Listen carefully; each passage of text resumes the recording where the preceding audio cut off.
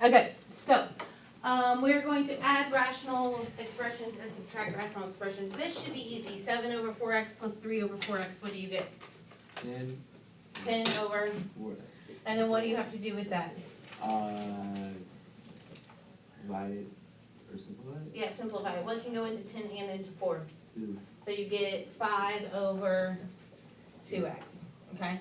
So when they have common denominators, I can just add or subtract them like is, and then I can reduce it down if need be, okay? On this one here, it says 2x over x plus 6 minus 5 over x plus 6. What do you end up getting? How do I do that? Would it just be 2x minus 5? It would just be 2x minus 5 up top because I can't add in or subtract any things that are not like terms. And then it's over x plus 6, and that's as far as I can go. Okay? So those should be the simple ones, the ones that have common denominators already. Now, it says find the least common multiple of 4x squared minus 16 and 6x squared minus 24x plus 24. Least common multiple. What does least common multiple mean? What does it mean when it's asking for the least common multiple?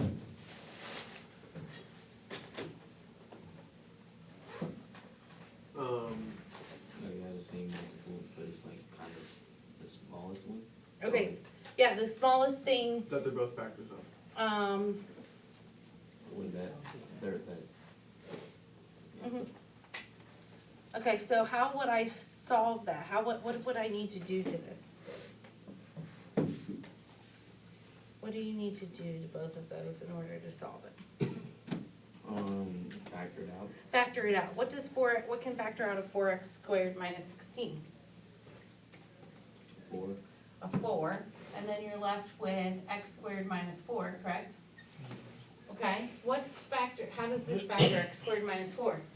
X plus 2x X plus 2, x minus 2. And we're gonna break down the 4 on the outside even more, okay? What does 4 break down to on the outside? 2 and 2. 2 and 2. So we're gonna write it like this. We're just gonna say 2 squared, okay? Now, how do I factor 6x squared minus 24x plus 24? Is there something that can factor out of all of that? 6. 6. And then you're left with x squared minus 4x, right? Yeah, plus 4, is that correct? X squared minus 4x plus 4. And then can that factor further? X squared minus 4x plus 4? Yes. Yes. Yes, 1 what- and 4. What? Negative 1 and 4. Oh, wait. Is this a perfect square? Oh, Yes. yeah. Is this a perfect square? Yes. Yeah. So it's a perfect square trinomial. You So, do x minus So 2. yeah, so I have 6 on the outside and then I have x minus 2, and how many of those do I have? 2. Squared. What does 6 break down into? 3. 2 times 3, x minus 2 squared. So here are the factors, basically, that make up those things. Now I've got to find the least common multiple of all those, right? So what would be my least common multiple of those?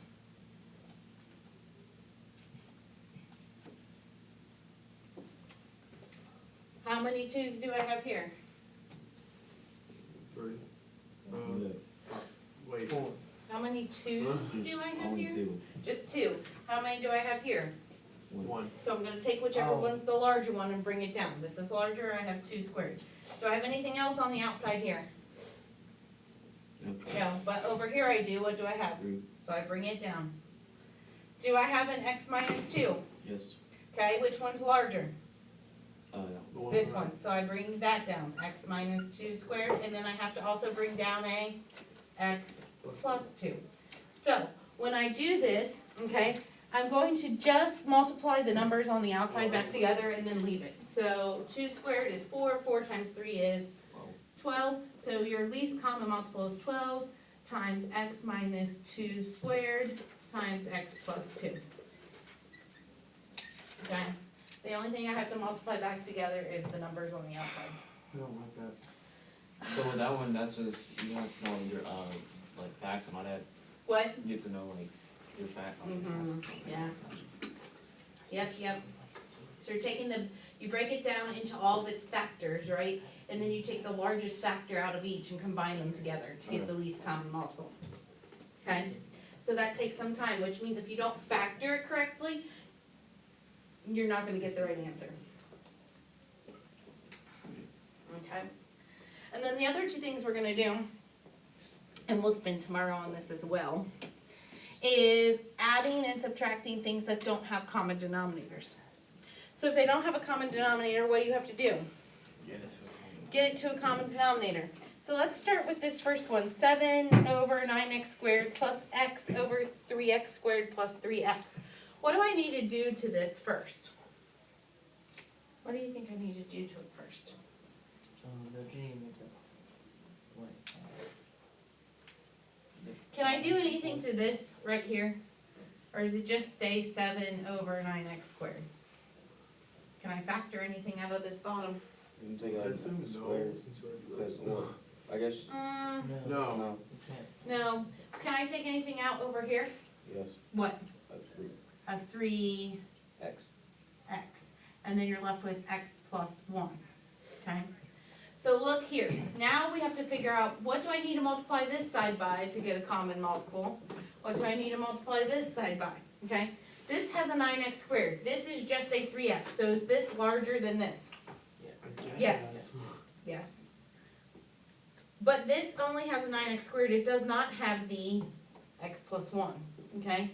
So you're going to want to multiply by x plus 1. So I multiply this portion here by x plus 1 over x plus 1. So then I get 7x plus 7, yes? Because I distribute that in. And then you get over 9x squared times x plus 1. We're not going to factor the bottom, just leave the bottom, don't factor it. Now this right here, okay, this is a 3x squared, or a 3x. This is a 9x squared. I need this to say 9x squared. How do I get it to say 9x squared? Multiply by 3x. Multiply it by 3x. So I'm multiplying the top and bottom of this by 3x. What's x times 3x? 3x squared. 3x squared. And then on the bottom I have 9x squared, x plus 1. Can I add these together now? Yes. Yes. So what is 7x plus 7 plus 3x squared? 10 x cubed. It's unnecessarily confusing. Does this have, over here, I have a 7x plus 7. Here I have a 3x squared. Can I combine any of those things? Are they like terms? Oh no. No. So up top, all I have is 3x squared plus 7x plus 7 all over 9x squared x plus 1. That's where I would leave it at. Oh, this is fun. Yeah, Drew, you gotta be good with math facts. Gotta be good. It's gonna take you time to do these. We'll practice them again tomorrow and probably on Wednesday as well. This chapter is fun. Okay, here I have x plus 2 over 2x minus 2. Can I factor anything out of the bottom? What? A 2. A 2. So you have x plus 2, right? Over 2 times x minus 1, correct? Up top I have negative 2x minus 1. On bottom, does x squared minus 4x plus 3 factor? What multiplies to give me positive 3 adds to give me negative 4. X minus 3, x minus 1. Good, x minus 3, x minus 1. Okay, now, over here, I have a 2, I have an x minus 1. What am I missing here that this has over here in the denominator spot? X minus 3, so I'm going to multiply the top and bottom by x minus 3, okay? Which means I have to FOIL up top. What's x times x? X squared. And x times 2, 2x, and negative 3x gives you what? What's positive 2x and negative 3x added together? Negative x. Negative x. And then negative 3 times negative 2 is negative 3 times 2 is negative 6. And then on bottom you have 2, x minus 1, x minus 3. Now, over here, what is this denominator spot missing that this one has? 2. A 2, so I multiply the top and bottom by 2. So whatever each denominator is missing, you just multiply Yep. by that. Okay. Exactly. And so then 2 times negative 2x is negative 4x. And 2 times negative 1 is negative 2. All over 2 times x minus 1, x minus 3. Now, x squared minus, are there any x squareds over here? So I just bring x squared down. Negative x minus negative 4x, what do you get? Positive 3x. Positive 3x. And then negative 6 minus negative 2, what do you get? Negative 6 minus negative 2.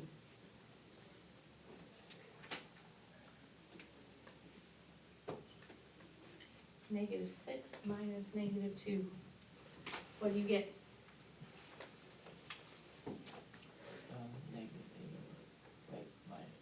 Negative 4. Negative 4. Negative 4. And then I have it all over 2, x minus 1, x minus 3. Now, Drew, this is going to be your favorite part. Oh boy. The top, is it factorable? Yes. Probably. What does it factor to? You can do, can't you do? Oh, What X. multiplies to give me negative 4, it adds to give me positive 3. X plus 4, x minus 1. Good, x plus 4, x minus 1, all over 2, x minus 1, x minus 3. Now what can I do? Oh, you can cancel. Cancel. Yeah, cancel. So that I get x plus 4 over 2 times x minus 3. So you need to always ask yourself when you get to where it could be factorable, is this factorable, and factor it out if possible and cancel. Only there are a lot of steps. Yes, there are a lot of steps. wow. And you can just leave it as the 2 in parentheses, x minus 2. Correct. Don't need to ever factor things back in. Don't stress about that. Okay? This is why I said we will spend several days on this. Because we're gonna do that. And then, I'm going to skip the other part on this, in this lesson where it's a fraction over a fraction. We won't do those. Those I think are gonna be a little too complicated. So, that's that. I will give you some problems tonight. Tomorrow we will do the skin, and tomorrow we'll see if we need to do it again on Wednesday.